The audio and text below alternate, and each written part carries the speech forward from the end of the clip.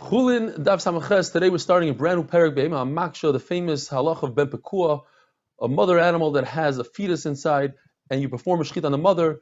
You don't have to perform a shechita on the baby, and all the halachas that are going to get to that. The first halacha the Mishnah says is that if while she's giving birth, the animal sticks its foot out and brings the foot back in, mutter. Rav says only the animal itself, the fetus itself is mutter, but the foot that came out is asur. Why? Because the pasuk says basar basada treifa. Anything that goes out of its borders, basada, referring to something that doesn't have borders, is a treifa. Rabbi Yochanan is mechulek. Rabbi Yochanan says that even the foot that came out is mutter. Now, says the Mishnah, what if the animal, the baby, stuck its head out? That's considered a full birth. Even if it stuck its head back in, it's too late, it was born. Now, that by itself is not a big chiddush, because the Mishnah in B'chayr says that a woman who gives birth to a child, the firstborn, there's a possibility, and here's a riddle. How do you have a situation where there's a firstborn who gets two portions of Yerusha like a firstborn, but it's not required in Pinyan Ben, and she's Yisraelis, and it was born natural, not a cesarean? How's it possible? The answer is where the mother had a stillborn that didn't come to term, or even a baby that came to full term, but was born with a dead head. So the Gemara is medayik. However, if the head was alive, then the second baby doesn't get two portions, meaning that a birth of a live head is considered a complete birth. What's the svara behind it? When it comes to Pinyan Ben, it has everything to do with being the firstborn. So since the mother already had a stillborn, that stillborn is considered baby number one. But when it comes to Yerusha, it doesn't go by baby number one or two. It has to do with how upset the father was by the death of his child. Since it was a stillborn, he's not that upset. It's not Reishis Oinoi. It's not, the first one is not Oinoi. He didn't have Avelis over him.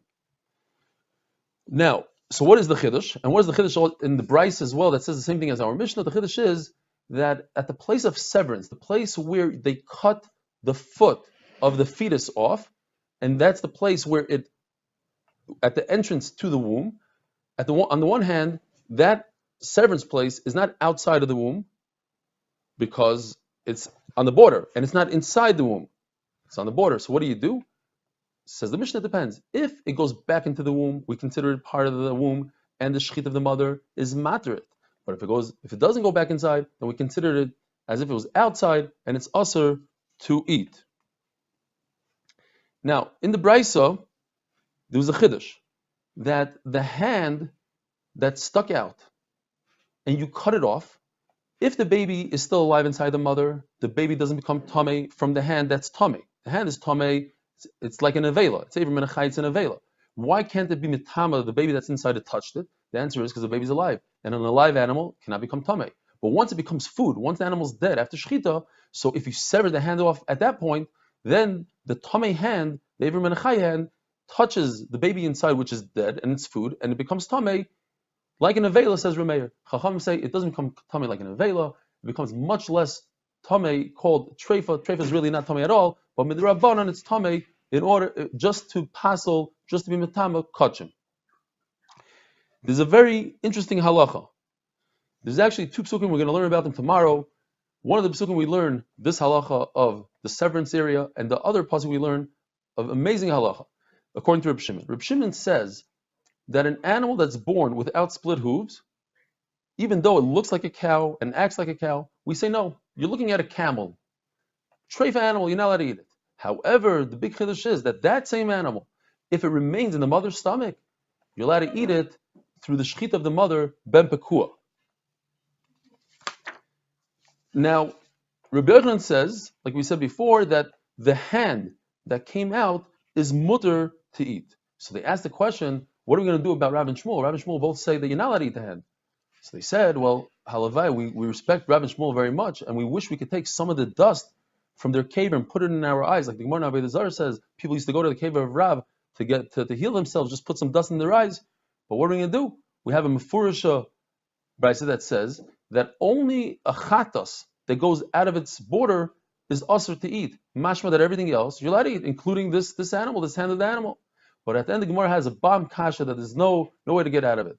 The Gemara brings that it says that bikurim and meiser sheni that go out of their boundary, you're allowed to bring them back in. Mashma, everything else you can't. Why? Because it says the word treifa. Treifa. That the basar has a halach of treifa, just like a treifa. If an animal has a hole in its heart, there's nothing you can do. You can't repair it. It's a treifa forever. So too, meat that comes out of its boundary, there's nothing you can do about it, and it's tray forever. You can't eat it. Now in Yisrael, they used a different little lashon in Rav. When Rav said that you're not allowed to eat the hand that comes out, he said it's considered as if it's born. What's this different lashon? When something's considered born, say for instance, half the leg came out, the bottom half came out, the top half didn't come out. Now, if you say that it was born, then the entire leg was born, and the entire leg would be also to eat. But according to the way we learned Rav initially, whatever part came out, that's the part that's also. But the upper half, for instance, would be mutter.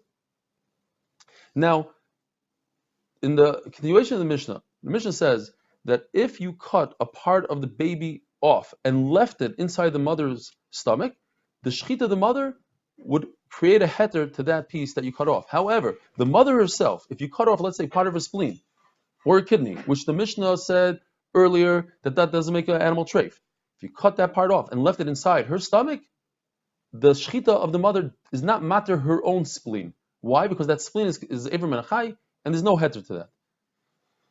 The Mishnah says, Zeh klal, this is the rule. Anything that has to do with the mother herself, the shechita is not matter parts of her, but it is matter parts of her baby. L'chayr, what is it coming to be mechadish? There's a question. According to the Mandama that says that there's no such thing as giving birth to one aver, to one hand. Rav says there is, Rabbi Yochanan says there isn't. What happens if the animal stuck out his right hand and pulled it back in? Then he stuck out his left hand and pulled it back in. Then he stuck out his left foot and pulled it back in. He stuck out his right foot and put it back, etc., until most of his body came out in different parts. Do we say that now you have a roiv of his body that came out and Mameli was born? Or maybe no. In order to be born, it has to happen in one shot. Now, even if you say that it's not considered a birth, what happens if he stuck out his right hand and somebody chopped it off? He stuck out his left hand, chopped off. Right foot, chop, chop, chop, chop. And there's a little part of the baby left inside the body. Is that considered a birth or not? Now, maybe that's what the Mishnah is coming to say. Zeh klal, this is the rule. Anything that's left in the mother, even a chopped up, whatever's left over from the chopped up baby, the shechita will be matter. Says the Gemara, no, that's not what it means, Zeh klal. Zeh klal is coming to say the halacha that if the baby has one hoof, doesn't have split hooves, only one hoof, it's still mutter to eat, even though Reb Shimon holds that if it was born, it would be usher to eat. Have a wonderful day.